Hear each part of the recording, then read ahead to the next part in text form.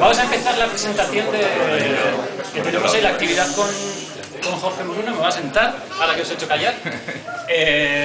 Bueno, yo soy Guillermo, formo parte de la otra, junto con Arantxa, la compañera que está en la barra, y Karima, que hoy no ha podido estar.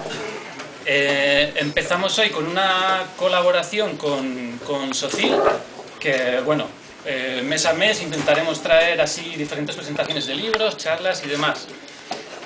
Justo que empecemos con esta presentación con Jorge Moruno y su libro, el de la fábrica del emprendedor, pues no, es una cosa que es bastante interesante por nuestro lado, cuando nosotros tres venimos de situaciones también de precariedad y de... Bueno, que me atraganto. y de búsqueda de empleo, de cómo gestionar la supervivencia cotidiana también en este sentido, y cómo hemos tratado de buscar una solución cooperativa, ¿no? De hecho, hemos montado esta cooperativa para llevar a cabo este proyecto que muchos y muchas de vosotras ya lo conocéis. Entonces, por eso justo el tener este tema hoy aquí pues es muy interesante y muy importante para nosotras. Os paso con Jorge. Gracias, Guillermo. Bueno, yo soy Jorge, soy el representante de Socil y bueno, pues para nosotros es un placer evidentemente estar aquí, agradeceros a la otra por acogernos y sumaros a este proyecto, la editorial ACAL, a Jorge por supuesto por aceptar la invitación y a todos vosotros y vosotras por venir. Brevemente os voy a dar una pincelada sobre quiénes somos. Somos la Asociación de Sociólogos Profesionales de Castilla y León. Nacimos en 2015 con idea de buscarle un papel a la sociología más tangible, más visualizable y generar espacios donde acercar la ciencia social bueno, pues a la gente interesada en ello. Tenemos tres vías fundamentalmente donde desarrollamos nuestra actividad. Una es una vía divulgativa, donde tienen cabida este tipo de actividades, presentaciones de libros, charlas, coloquios, que solemos hacer o intentamos hacer en toda la comunidad de Castilla y León. Ya sabéis que la comunidad de Castilla y León tiene sus particularidades, es muy amplia, es muy grande, pero bueno, tenemos presencia en Soria, Zamora, Salamanca, Valladolid, y en eso estamos trabajando. Tenemos una vía de formación para asociados, herramientas de análisis, programas específicos, etcétera, y luego otra vía en la que hacemos investigación social propiamente. Hemos arrancado hace ahora ya un año, ya vamos a ir a la tercera oleada, un barómetro sociopolítico de la comunidad, una herramienta muy útil. Y bueno, tenemos otros proyectos en ese grado. Para nosotros es un placer hoy contar con un colega, además licenciado también en Sociología por la Complutense de Madrid, si no me equivoco, ¿verdad? Jorge Moruno, muchos de aquí le conocéis, sobre muchas presentaciones, y ha sido para nosotros realmente un libro de interés desde que salió publicado, por varias cuestiones que yo no me quiero alargar en exceso, pero bueno, en resumen y por introducirlo un poco, a nosotros nos encanta la parte del análisis estructural que se hace un poco de las condiciones de trabajo, los medios de producción, las desigualdades que eso puede suponer y sobre todo a lo largo del tiempo, ¿no? El darnos cuenta del razonamiento que no es una cosa de hoy en día y que hemos ido poco a poco a parar aquí. Por otra parte también tienes una perspectiva en el análisis del libro desde el individuo, donde todos nosotros prácticamente nos podemos ver identificados con casos muy reales, a los que si no somos nosotros mismos, nuestros propios familiares o amigos, pues realmente los tenemos en casa. A partir de ahí, pues nada, Guillermo y yo os dejamos con Jorge, que es el verdadero protagonista, esperemos que lo disfrutéis y es un placer iniciar este ciclo de actividades con Socil aquí en Valladolid. Gracias.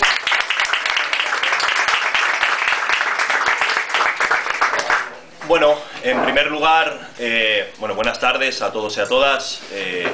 Primero querría agradecer a Socil por la invitación, es un placer estar aquí y también, gracias Fernando, y también a la librería La Otra, que ya comentaba que me dicen que la han abierto en diciembre y me encanta entrar en librerías y que estén llenas y que se compren libros y que funcionen, ¿no? Todavía de hecho huele a madera, ¿no? Que es todavía nuevo. El libro lleva por título La fábrica del emprendedor, trabajo y política en la empresa Mundo. Pero siempre me intento hacer como un par de aclaraciones.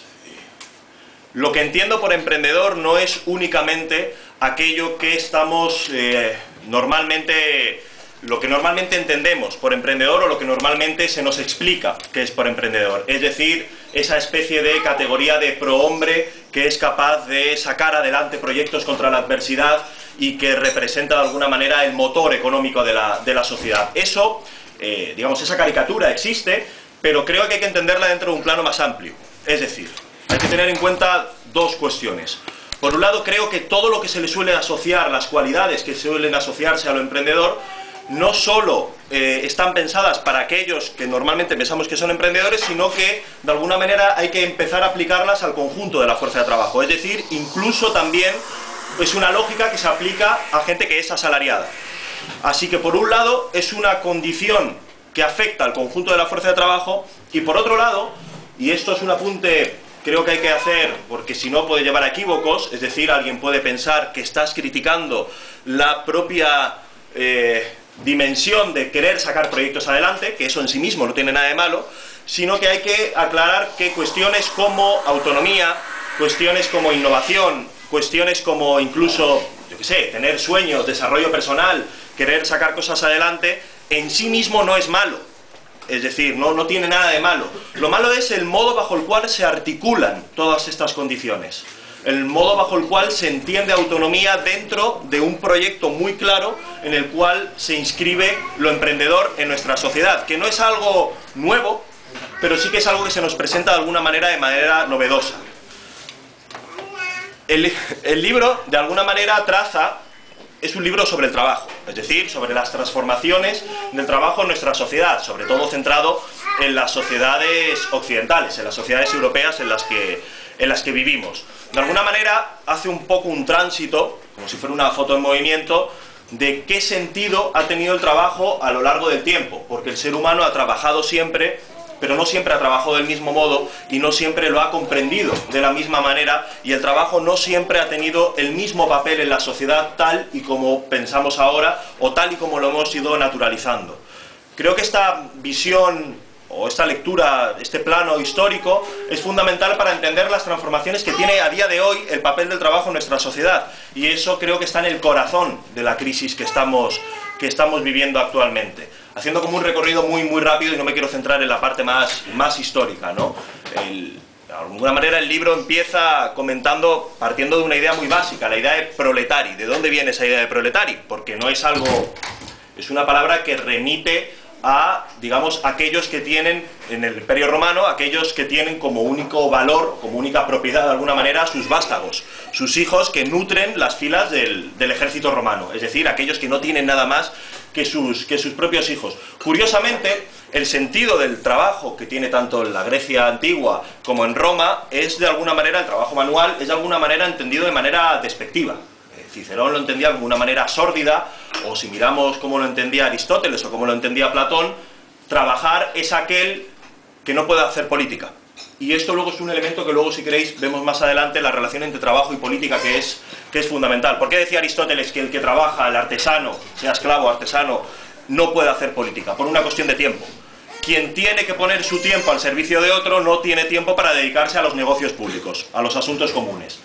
Ellos obviamente establecían una frontera muy clara. De alguna manera no veían mal en sí mismo el hecho de hacer cosas con la mano, sino el hecho de tener que hacerlas para otro.